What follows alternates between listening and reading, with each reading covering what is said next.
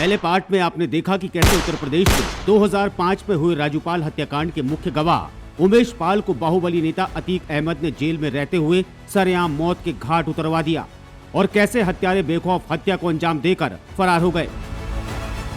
अब इस पार्ट में हम आपको बताएंगे कि आखिर कौन है यूपी का बाहुबली और कुख्यात अतीक अहमद, जो इस हत्याकांड में सबसे ज्यादा सुर्खियों में है।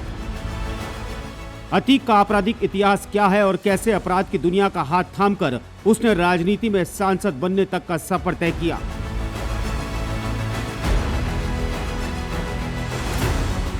पिछले करीब 4 दशक से उत्तर प्रदेश के प्रयागराज में जुर्म की दुनिया में अतीक अहमद एक ऐसा नाम है जिसका इस इलाके में हर जुर्म से ताल्लुक है।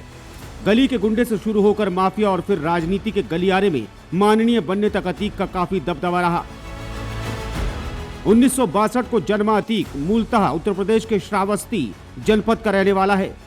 अतीक जवानी की दहलीज पर कदम रखने के साथ ही जराइम की दुनिया में भी कदम रख चुका था। जब वो 17 साल का था तब उसके खिलाफ पहला हत्या का मामला दर्ज हुआ। इसके बाद उसने कभी पीछे मुड़कर नहीं देखा। साल दर साल उसके जराइम के किस्से बढ़ते ही चले गए, लेकिन वो जल्दी समझ गया कि सत्ता की ताकत क्या होती है। इसलिए उसने सियासत में कदम रखा और अपने दबदबे के कारण 1989 में पहली बार इलाहाबाद पश्चिम से विधायक बना। इसके बाद उसने सियासत की दुनिया में अपना रुतबा कायम रखा। 1991 और 93 का चुनाव निर्दलीय प्रत्याशी के रूप में लड़ा और विधायक बना। इसके बाद 1996 में इसी सीट से अतीक को समाजवादी पार्टी ने टिकट दिया और वो फिर विधायक बना। 1999 में अतीक ने अपना दल का दामन थामा, लेकिन प्रतापगढ़ से चुनाव हार गया। 2002 में इसी पार्टी से वो फिर विधायक बना और 2003 में सपा सरकार बनने के बाद अतीक मुलायम सिंह यादव का हाथ थाम चुका था। पार्टी में आते ही 2004 में फूलपुर सीट से चुनाव लड़ा और सांसद बन गया। जहां एक और वो राजनीति में अपनी गहरी पैठ बना चुका था, वहीं दूसरी ओर जराइम से उसका नाता और ज्यादा गहरा हो गया। वो गुनाहों का सरताज बन चुका था। चाहे हत्या हो या लूटपाट, कब्जा या रंगदारी करना हो, उसने किसी को नहीं बख्शा। एक और उसका कद बढ़ रहा था तो जुर्म की काली दुनिया में वो झंडे गाड़ रहा था। पुलिस ने 1992 में अतीक का काला चिट्ठा जारी किया, जिसमें बताया गया कि अतीक के खिलाफ उत्तर प्रदेश के लखनऊ, कौशाम्बी, चित्रकूट, इलाहाबाद ही नहीं बल्कि बिहार में भी हत्या, अपहरण, जबरन वसूली के मामले दर्ज हैं। 2007 में यूपी में मायावती की सत्ता आई तो अतीक अहमद के हौसले पस्त हो गए।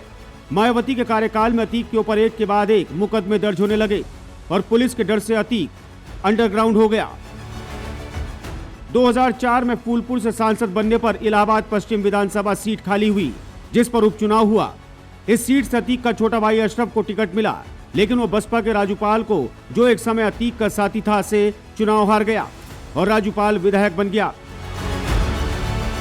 लेकिन राजू के विधायक बनने के कुछ समय बाद ही 25 जनवरी 2005 को दिन दहाड़े गोली मारकर राजूपाल की हत्या कर दी गई।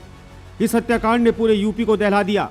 वहीं इसमें सीधे तौर पर सांसद अतीक अहमद और उसके भाई अशरफ का नाम सामने आया।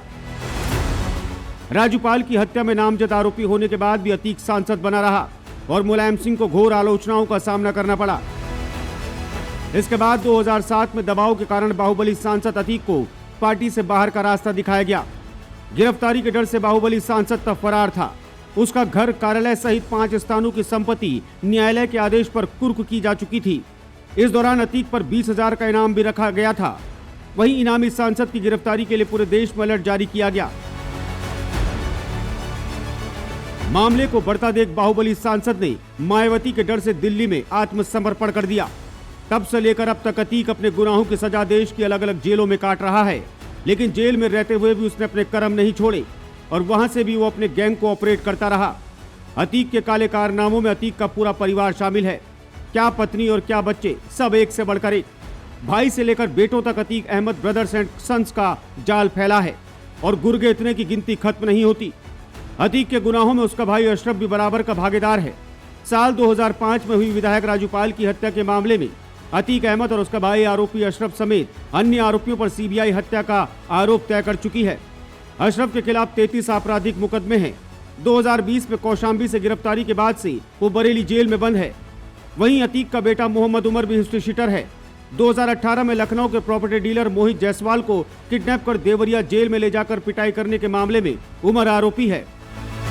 लखनऊ के कृष्णानगर थाने में एफआईआर दर्ज को आधार बनाकर ही लखनऊ की सीबीआई स्पेशल क्राइम ब्रांच ने केस दर्ज कर जांच शुरू की। इस मामले में अतीक, उमर सहित 18 लोगों को नामजद किया गया। उमर पर 2 लाख का इनाम था। उसने अगस्त 2022 में सरेंडर कर दिया। उधर अतीक का छोटा बेटा भी पिता के नक्शे कदम पर बढ़ रहा था।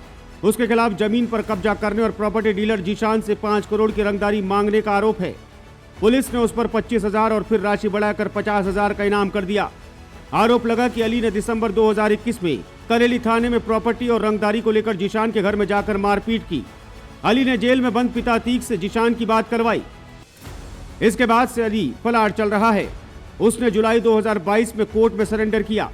वो अभी नैनी जेल में बंद है। लेकिन कहते हैं ना कि बुरे का अंत बुरा होता है।